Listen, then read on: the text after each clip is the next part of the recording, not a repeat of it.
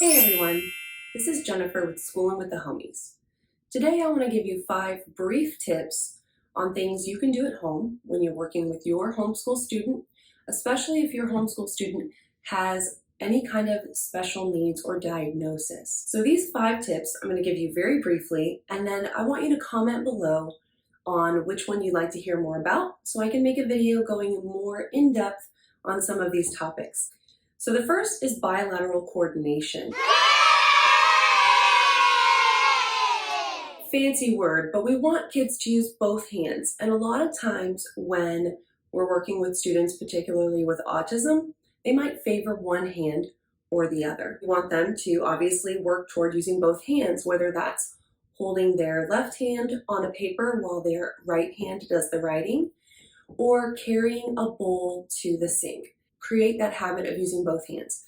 So a few things that I do with my students, one being when we go out to take a break and jump on the trampoline. If the trampoline has a safety net around it, those sometimes come with a zipper or Velcro so they can get in and out.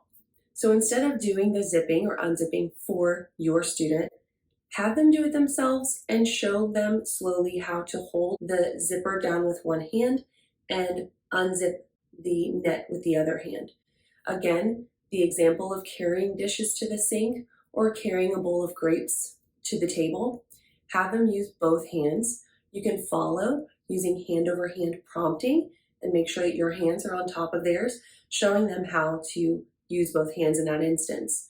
The second tip I want to give you today is integrate music. Integrate music throughout your day, not just during music time, not just during music breaks, but all throughout the day. So one way that I do this is when washing hands, I've made up a little song about hand washing, and it goes like this. Wash, wash, wash your hands, wash them day and night. Soap and water does the trick to keep them clean and bright. Second verse. Wash, wash, wash your hands, wash them night and day. Soap and water does the trick to keep the germs away. So that way I make sure I'm going through all the steps, whatever the steps are that your student is working on if they're working on hand washing. That's just one example. You don't have to be doing music time to do music.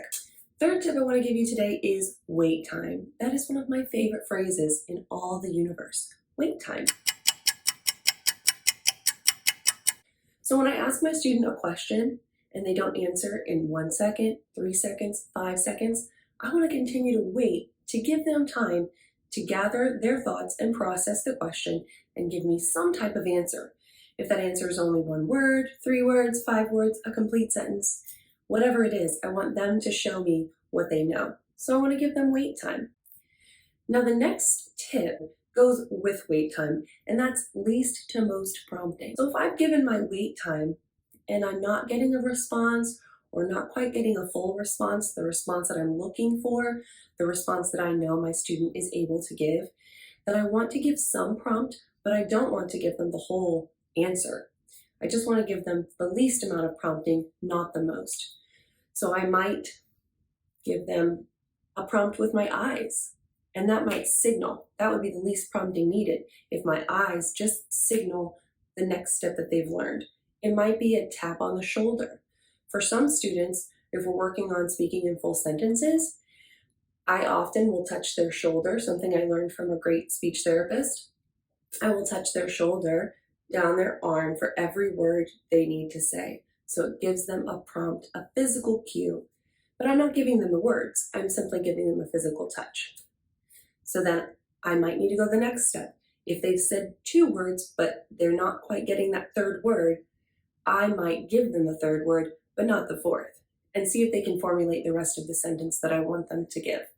My last tip for today is movement breaks. Again, this doesn't just have to be during PE time, during circle time, or during times when you have some scheduled movement breaks. They can be all day long.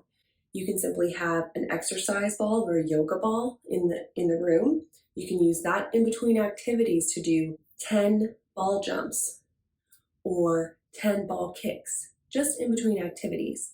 Also, if you have a small exercise trampoline that you can have in the room or in the hallway, if it's too much of a distraction, that's something you can turn to, pull in the room, use for 3 minutes and then set outside again in the hallway. It doesn't have to really interrupt your day. It doesn't have to be 15 minutes long.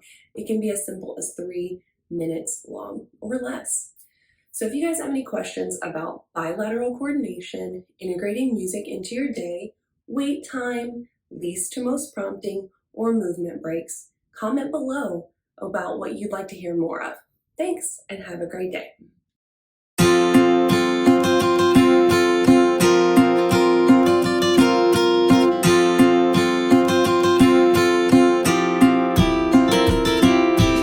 Not just in special